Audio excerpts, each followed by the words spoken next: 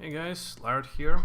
In this video we'll continue working on our lightsaber combat, and in this particular video I think we will start working on our AI, in the sense that we're gonna start making the fight happen. So what do we have right now? Well, let's see. I think we have a LCC behavior tree. Let me just open it here. And all we do is we get reachable point, we move to it, and this is a random reachable point, so this is just wherever. Maybe we will rename it. By the way, when we have nodes here in behavior tree, you can always rename them, and this will rename the specific instance of this node. So right now, for example, this sequence can be randomly move around. And you see I call it, and now it has this name, and let's call this get rand reachable point. Okay, so this is what happens, and you can see that when we start playing, the guy just goes to the random point. The first thing towards implementing some kind of AI logic would be he notices us and he goes towards us. And this is, again, something I want to emphasize heavily, is when you do something for the first time and you have not worked with this API, with this part of the engine, or you've never tried to implement this before, never overwhelm yourself with like a lot of stuff to do. Do one small thing which moves you forward, finish it, it works, then you start expanding. So in this particular case, the simplest thing we can do is find a way to let the enemy see us, notice us, and then move towards us. This could be the first step. So let's do this in this video. There is already mechanics for seeing and hearing in Unreal, like pawn sensing, and we're not gonna use them because, again, this is a little bit more complex than the simplest implementation. Now, what is the simplest implementation?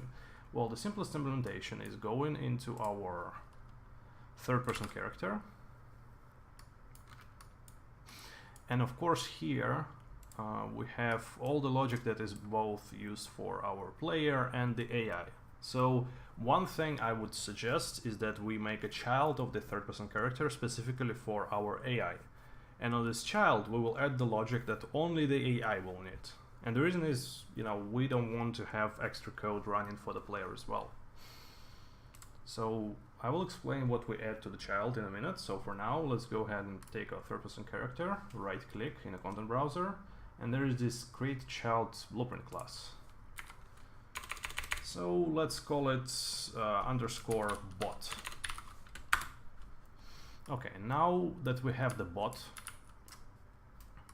as far as I remember, you can right-click on the particular actor in the editor, right-click, and then replace with the bot. And the cool thing is that it keeps the transform exactly as it was. Let's see if it worked.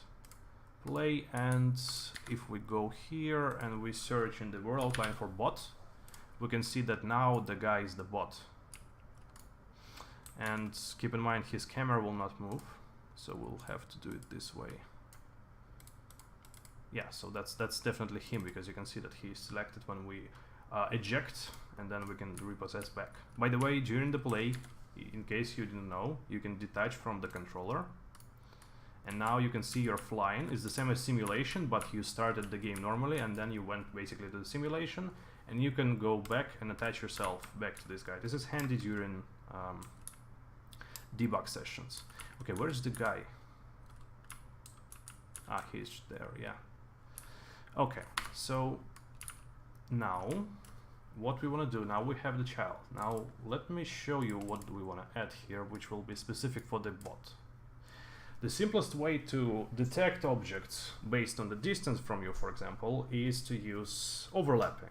So we will use collision mechanics that's already implemented in the engine. This is the simplest way.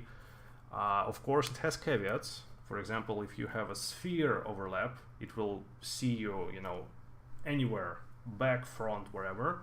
So that's not maybe necessarily what we want. The simplest thing would be to add a sphere overlap with big radius, like 10 meters.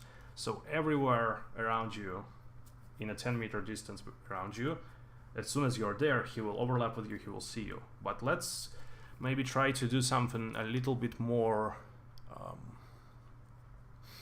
realistic. But then again, if we just try to be on the front, then he will not see us because of the overlap, but he may still hear you, so this is not the most realistic thing ever. So let's start with a sphere. Let's do the simplest thing. So add new component, sphere collision. Let's call it vision sphere right here in the components. Sphere radius, let's make it like 800, something like this, maybe even less for starters. Okay, so whenever he sees us, let's go to collision presence and let's just simplify it, overlap only pawn. So he will only see pawns. You can see that now he overlaps pawns and blocks physics and destruct. I'm not sure this is required, but for now it's fine, I think. Okay, event graph. In the collision sphere you can already add some events based on this thing, and we will need the event which is on component begin overlap. That's the one. So this will be fired as soon as this vision sphere overlaps with anything. Okay, so the other actor. First of all, we're gonna make sure that it's not us. I think the sphere also overlaps with ourselves, with the same actor. So this is not what we need. With other components, I mean, because we're also pawn, right? And then we will just assume that any other third-person character that overlaps us is our enemy, right? Us to third-person character, right? So we branch on the fact that it's not us, and then we cast this other actor to third-person character. Okay, so when this happens, let's have let's see. Okay, the simplest thing would have it to store a target here. So we'll have a target here, and this target will be third-person character object reference, right? So this will be our variable or our parameter here. So we go ahead and we save it, and we set it when we overlap. Now when we end the overlap, again there's the event here in the vision sphere, on component end overlap. Let's add this guy here. Okay, so if we end overlapping with someone who is our current target, alright, if this happens, then let's just go ahead and set our target to none or reset. So when you set properties or object properties in the blueprints like this without any connection here, it's the same as setting to null in C++. So there will be, you basically reset the variable, the property. Okay, and then let's just, for debug purposes, let's do print string in event tick and go and do the target thing. So we print the display name of current target, right? Compile, save. One other thing, by the way, you can do to debug even better. Let me decrease the sphere radius even more. You can say, you can remove the hidden in-game thing. So now you will see the sphere in-game, just like that. So now, let's third-person bot. So yeah, the tick should work though. Why don't it work? Let's see. Are we ticking? Yeah, we start tick enabled. Yeah, by the way, this if this is null, nothing will be printed. So let's make let's do append string. And here in the append string, we will write current target, and then the display name of the target. So you can see it prints that there's nothing there. When I come close, it says, oh, it's a third-person character, and now it's none.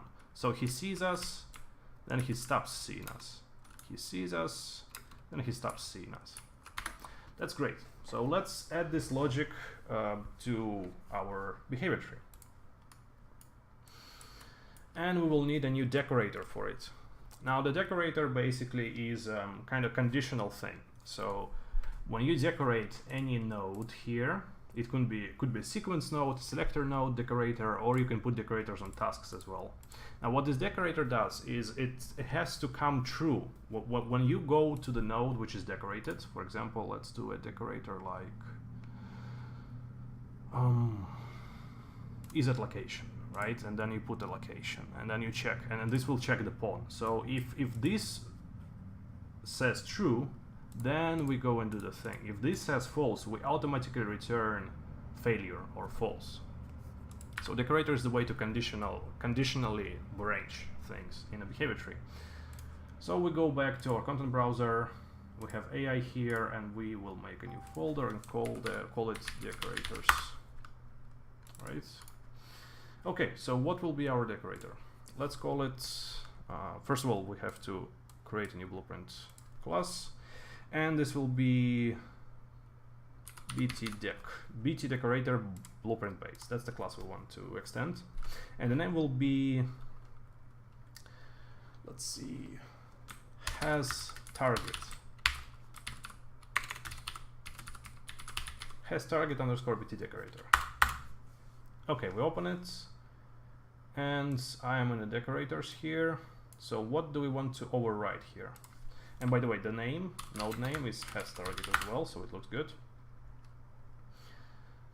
And functions, let's override. For decorator, we can check things, because when the behavior tree reaches to it, it invokes perform condition check, and we will override the AI version because it gives us more nice inputs or arguments to work with. So controlled pawn, we want to cast our controlled pawn to third-person character bot. So behavior tree is bound to the controller. The controller is bound to the third-person character bot or pawn, right? So our pawn is the third character bot, so we're gonna get access to the bot right here. And of course, our bot has target now. So we can say get target, and we check, is it a valid target? And actually, we don't need to branch. We can just say, you know, return node is a boolean, so it's either true or false, because conditional decorators in behavior tree, they're either true or false. So is it valid? Well, that's the result. If it's valid, it has target. If it's not valid, it doesn't have target. So that's as far as we go. Okay, so we did this. This is as much as we need to do. And if we did that, then we need to do not the sequence now, but the selector. And I'll explain what we do. Now we have a move to. Move to will use navigation to move towards a specific target. The problem is that we don't have the target. So our move destination right now is a vector, but we did not set it in any way. So how do we do that? Let's make the more primitive way first. Let's go to tasks and let's do new BT task blueprint base. Let's call it get point near actor BT task. Again, as you remember last time, receive execute AI. And by the way, let's change the name. Let's point near target. So this is very specific, and we will change it later, I promise to you. This will be smarter. There will be smarter logic, which will make more sense, but I'm trying to make something that I can explain completely in one video, and then we will improve it later. So get point near target, because we don't have access to our target in behavior tree, right? We only have access to Blackboard things. To move to move destination, we need to set it somewhere, and our move destination should be just the location of our target. So let's transform our target in our third-person character bot into the actual Blackboard vector, right? So in the variables, we will add destination entry, let's call it, and it will be Blackboard key, which we expect to be a vector key, to which we will write. So again, cast to third-person character bot. Remember, there's finish execute. Let's make sure that if our pawn is not third-person character bot, we just finish with failure, because success is false right now. So we've got that going for us. Now if it's true, we do get target. Now the target as well has to be valid. If the target is not valid, we just do finish execute. If the target is valid, Ctrl+C, Ctrl+V, finish execute later on, we get actor location of a target, and then we take our destination entry, we get our destination entry, and then we do set Blackboard value as vector. Remember, you might not put there vector and it will just not do anything, but you have to make sure yourself. So we write the actor location as a vector and we do success, right? Save, compile. Okay, so now instead of move to, we do sequence here. So we need to do two things in sequence. Now, what are those things? First of all, get point near target. I didn't call it anyway, so it has this weird name. And we write this point to move destination. This is the logic that we have inside this get point near target. We get the point. If it succeeds, we do move to move destination. Now, here we don't need to, because this will fail and then it will go to the next thing, but we can add decorator, and decorator has target, right? So if we do have targets, remember the selector works as this way, that if this fails, and it will fail if we don't have target, it will go here. Now if we do have target, it will sequentially do those things. So let's see if this works, right? Play, has no targets. Now it has targets, and you can see what it does. It actually follows us in a stupid fashion, but it does. Right? It actually goes towards us, tries to get to our coordinates in any way possible. Okay, so there's a problem with this. I'll explain in a minute. Oops. So if he is during the process of going somewhere, so let's see him go somewhere. If he is in the process of going somewhere and then we interfere, he will not immediately go to us, because what happens is, now let me show you here. Oops. What happens is he is in the process of moving to destination because he didn't have a target, but then he suddenly acquired targets. Now we are not interrupting the move to move destination, so this will still complete. Then he will wait, and then he will go back here to the root, and then he has target, so he will go here. So behavior tree has an instrument for us to actually immediately say, you know, as soon as you have target, go to do this thing.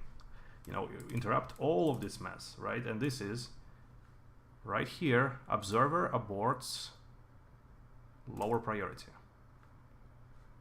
That means that if this changes its state, it will abort these guys immediately. The cool thing is, you can also abort both. Now, abort both would mean that as soon as you lose the target, in this our particular case, so this changes, this gets interrupted, and we go back here, and now we will go here. So you can play with this behavior. I will leave it to lower priority for now, and the reason is, you know, if he immediately stops seeing you, he still remembers where he was going last time he was, you know, trying to get to you, so it makes certain sense that he will complete his movement. But again, it's up to you. You're free to experiment with this. So let's do this. He goes somewhere. Oops, he immediately sees us, and he tries to get to our coordinates immediately, right? So it's getting more difficult for him, for us to get away from him. He can immediately notice us and follow us to our location. Okay, so this is as far as we go in this video. I will expand this a lot, and we will change the logic. We will try to make it smarter, and I will show you, you know, the way how we work with targets, which would make more sense in my point of view, something closer to something you would call production. So thank you for watching. I would be happy to answer your questions. If you have particular things you think I covered poorly here, I would be happy to emphasize on them more in the next video. So please write your comments and tell me what you think. And we'll keep going with our AI. We will get to the fighting. As you can see, there's a lot of stuff, you know, you would want to cover so that people who are following this, they really understand how to make their own behavior trees. It is not my interest to just, you know, show you, oh, I made all these 100 things and basically they do this. So, you know, now you can just copy me and do the thing. I'm really interested in showing you exactly the process of the thinking and the fundamentals of what we're doing. So again, if I am not explaining something well, I would be happy to hear this from you and improve in the following videos. Thank you for watching and see you in the next video. Bye bye.